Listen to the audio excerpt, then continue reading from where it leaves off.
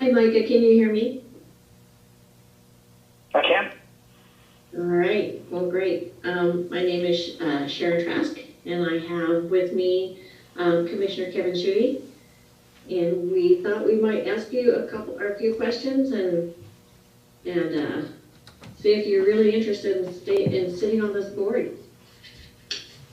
Definitely. All right, we'll have Commissioner Schutte go first, and then we'll just alternate questions.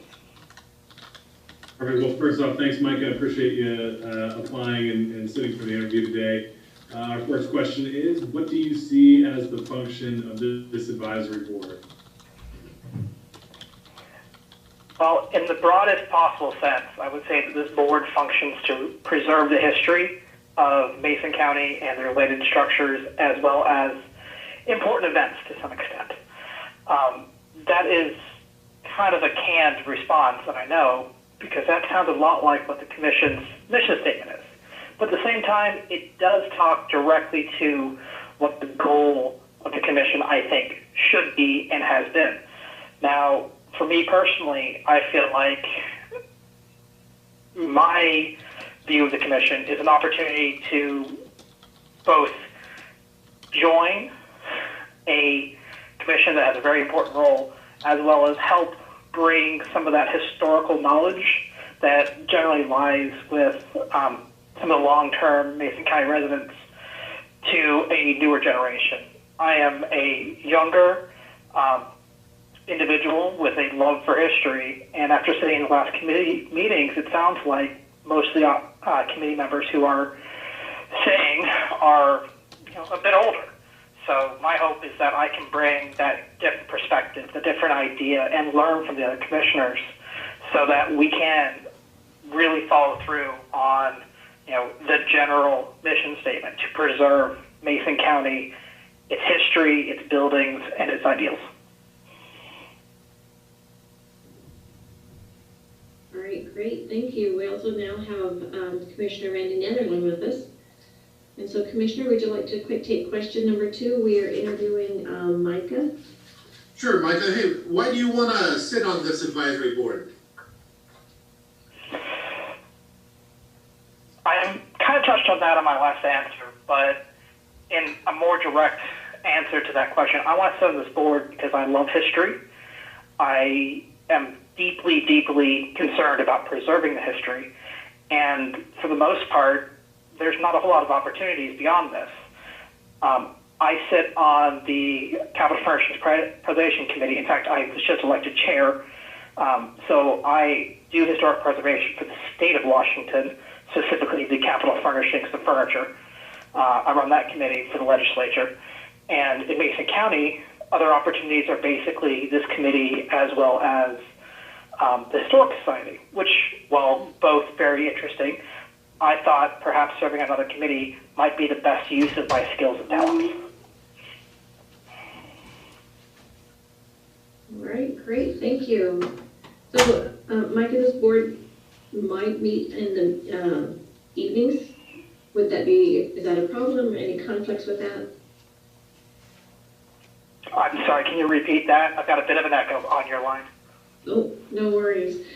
So the committee meets in the evenings. Would you have any problem with that or meeting in the evening? No problems meeting in the evenings. The times that were given to me aren't an issue. I have a flexible work schedule, and because I am chair of the other Historic Preservation Committee, I can make sure that those two don't conflict time-wise. So, not an issue for me. All right, thank you. Micah, do you have any conflicts of interest with the mission of the advisory board that you can think of? Not that I can think of. My ownership is 2 fairly recently developed parcels here in Mason County, and my CFTC duties are very, very narrow to state furniture, which shouldn't affect anything out here. Otherwise, I don't have any direct conflicts of interest as defined by either state or, I'm sure, county statute or regulation. Micah, do you have any questions that you'd like to ask of us? generally speaking, I've sat in on one of the committee meetings. I've read some of the previous minutes and whatnot, but it's always difficult to get a feel for what the committee does and what the scope of the committee is. In your eyes, as the overall city commissioners, how important would you say that the preservation committee is on your roster of committees?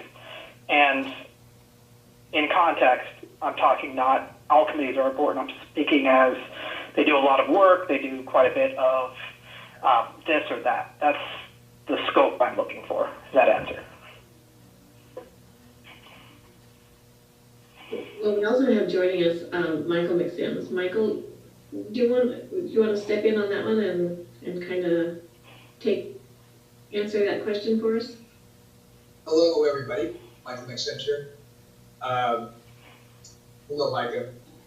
I would say, that some of the key functions that we have is, one of them is that we have money that's collected through through reporting fees, and we distribute that to the community through Heritage Grant, through our Heritage Grant program. And that's been a big thing that has kept, I think, probably put us mostly in the public eye for the last 10 years or so. The commission has also at various times been involved with committee events in terms of like staff having a booth at various historically oriented events. That tends to ebb and flow depending on the interest of the commissioners at a given time. We've also in the past commissioned a number of surveys, historic surveys of different areas, specifically service level surveys. And that is actually part of the mandate through the state as well. And so those are probably the main things that you'll see going on with the HPC. Wonderful, thank you. Great. How about do you have any other questions for us?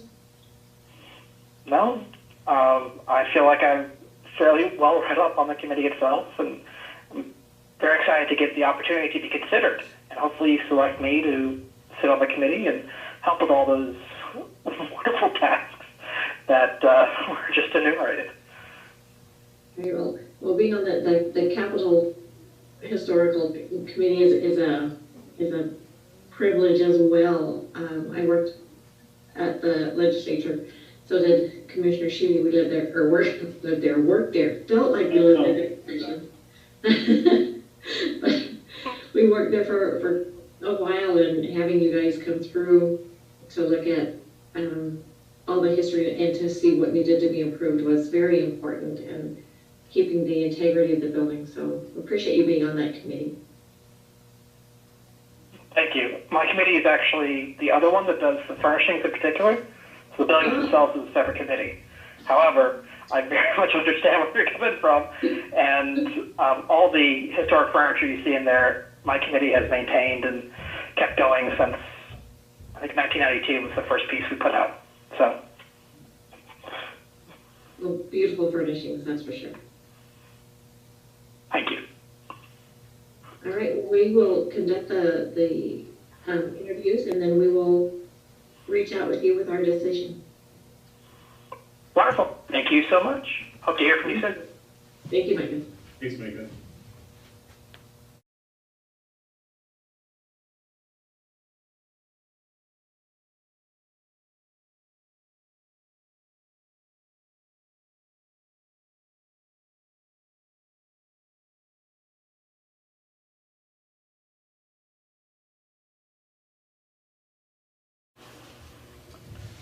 All right, is this Wayne Nicholson? Yes. Yes, Wayne is here. Hi, Wayne. I am Sharon Trask Commissioner. We also have Commissioner Randy Netherland and Commissioner Kevin Schutte. Hello.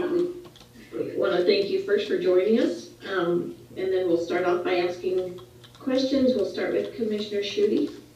That's fine. Wayne, first off, thanks for applying and for sitting in for the interview today.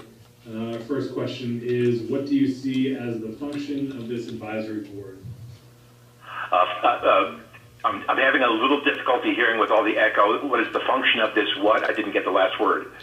The advisory board? Of course, physically preserve any remaining historical structures within the county, but also with the ultimate aim of just preserving their ability to be enjoyed by current and future residents of Mason County, and perhaps equally or more importantly, to serve as a bit of an economic engine for the county to encourage tourism from neighboring counties as an additional draw for Mason County. So we not only have our natural beauty of things like the breathtaking Olympics and the recreational activities, but it would be just another reason to have people visit Mason County if we can highlight some of the wonderful remaining historic structures that we do have. So I see an economic benefit to it as well as cultural for the people who live here. Wayne, why do you want to sit on this advisory board? I think you just answered it, but... Yeah, especially since I live here, I have a stake in the overall economic well-being of the county as well as the cultural one as well. Perhaps interestingly, I'm from New England, and we have a lot of historic small towns there, and I'm kind of used to the way that it's common for them to take advantage of the history, and I don't want to say exploit it or monetize it and make it sound commercial, but to preserve it and have it add to the daily culture of people's lives there. The amount of tourism that many of these small towns in Connecticut and Vermont can generate because of their historical preservation is nothing short of phenomenal, many of them. And I think that towns that we have here, like Allen and Union and others that I'm just getting to know, do have this potential, and in my view, it's really kind of untapped, and I'd like to see what I can do to maybe help that process along. So Wayne, this board might meet in the evenings. Do you have any problems with that? Not at all, not at all. Especially if many of these meetings could be virtual. It's significant and important enough to me that I would definitely make time for it. I don't see any conflict there with availability at all. Thank you.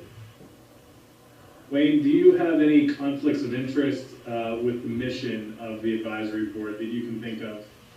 Absolutely not. Especially since I'm retired at this point, or largely retired, I don't have any economic or commercial activities that could in any way be seen as a conflict. And having been in the political arena before with my work when I lived in San Francisco, I'm conscious of that, and I've racked my brains. There's nothing that could really be a problem there. Do you have any questions for us? I don't think so. I kind of did my homework, and I kind of have an idea of what your folks' background is and what the duties of the Board of Commissioners are, as well as this particular historical commission. So I think I've done my homework. It's more an opportunity for you to ask questions of me that you may still have, if any. Well, I do not, but I do want to thank you for showing an interest in this community. I think it's an important one, where you do have a lot of history in Mason County. Exactly. Even here in Union, where I live, and in fact, Kevin, you may know my house that I just bought a year and a half ago. It was known as the Big Party Home here in Union. Bonnie Stevenson used to own it, and it's right on the bluff overlooking Hood Canal with possibly one of the best views in Mason County. It's a pretty well-known house. A lot of people had parties here, so part of my joy of living here, I want to give something back to the community and this gorgeous little town. So that's part of my motivation here. I'm getting a lot out of being here, being nourished by the atmosphere and the wonderful people in this county. And I'm not minimizing that. It's been an additional joy to see how nice and friendly people are compared to some of the places I've lived where people just don't have time for you. But here people do. So I definitely want to be part of the community as best I can. So. Wayne, you picked a good spot to move into. I agree with you. I just really lucked out. It was just a stroke of luck. I happened to meet somebody who lived in Union. I was on a flight with him, and he says, well, if you're looking for retirement homes, maybe you should check out Union, Washington. And then I did, and one thing led to another, and I just lucked out with possibly one of the most delightful places to live that I could imagine. So maybe sometime in the future, if I get on the commission, I get to know some of you better. You can come and visit this fantastic home that I snagged. I'm just very blessed to have had it. I'd love to share it with people. So. Awesome, very nice. Mason County is pretty special, and it's easy to fall in love with it, isn't it? I didn't get that last comment. I barely. But it's easy to fall in love with Mason County. Can't quite get that. I heard the Mason County part, but I didn't hear the first part of the sentence. The echo is so pronounced, unfortunately. Well, that's okay. We'll keep moving on. Okay, So, fine. Wayne, we appreciate you calling in, and we will let you know as soon as we finalize the decision. Sounds good. Okay, thank you so very much, all three of you, for your time and interest. I appreciate it. Thank you. Thank you, Wayne. Thank you, Okay, Wayne. bye-bye.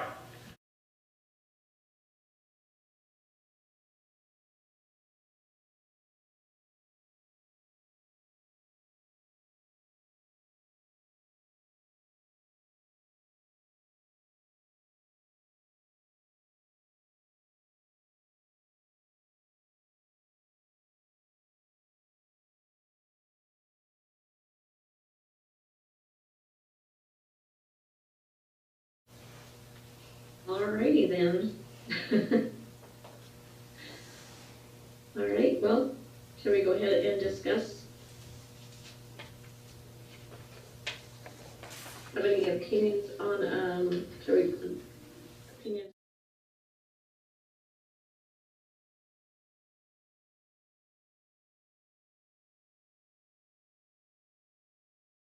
We want to try and get confirmation from Jan at some point. I know Diane was just able to leave her a voicemail. I don't know, how do we want to proceed with her interview? A little confused because if we're getting not connected, but then you leave a voicemail, we got a problem.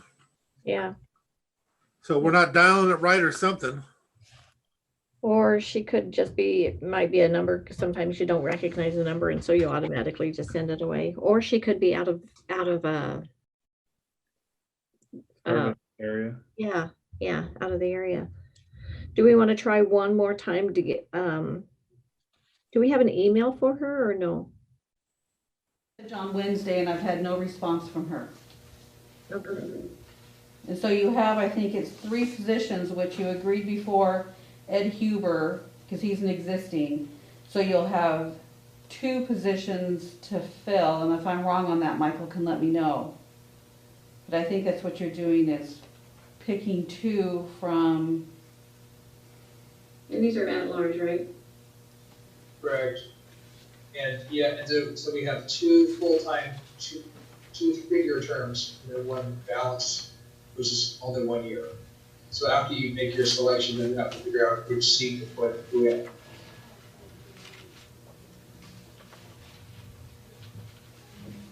All right. Commissioners, how do you want to proceed?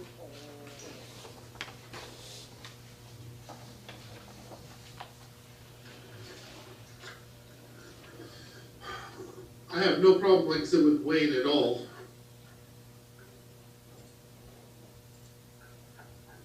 I'd like to, if we're get him on board. I don't know. So, you know, I mean, I mean, we could try to get in touch with Jan this week. Prepare to appoint Wayne next Tuesday on the 8th, which is the soonest we would do it anyway. And we're gonna be in on Monday for budget. And if we can get Jan scheduled for, you know, an interview that morning, you know, then we could decide on the second appointment as an option. I like that the best. I definitely want to make sure we get her into the mix here to have a discussion with her if it's at all possible. And again, I apologize. I rushed the chemo, so my speech is not good. No apology necessary. No, I think it's a good idea. We can go ahead and appoint Wayne. And then if we can get a hold of Jan, see if we can speak with her. If not, I thought that Micah sounded like he was very interested as well. Michael, do you happen to know Jan at all, or do you know if maybe you could contact Elizabeth at the Historical Society down at the museum to see if she knows Jan? Yeah. From an email or something?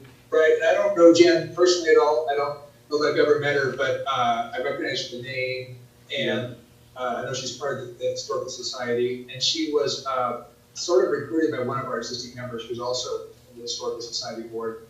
But I only did have one email contact with her, and she's been kind of quiet. But I can see what I can send out here this afternoon. Yeah, maybe just check with Elizabeth at the museum and see if they have contact information for her. Get her to hook up with Diane, would that be the way to go?